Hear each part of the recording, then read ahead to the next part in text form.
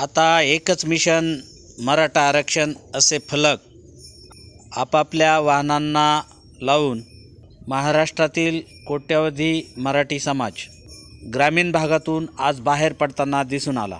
मनोजदादा जरांगे पाटील आंतरवाली सराटीतून मुंबईकडे निघाल्याने ग्रामीण भागातून या आंदोलनाला मोठा प्रतिसाद मिळत आहे।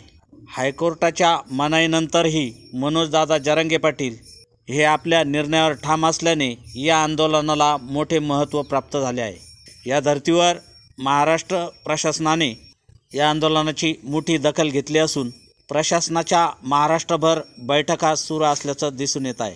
मराठा आरक्षणासंदर्भात आताचे सरकार काय निर्णय घेणार याकडे नागरिकांचे लक्ष लागून असून या आंदोलनादरम्यान राज्याची मुख्यमंत्री व मंत्रिमंडळाची मोठी कोंडी आता निर्माण होण्याचं चित्र दिसून येत आहे। RS24 रामनाथ सदाफळ राहता।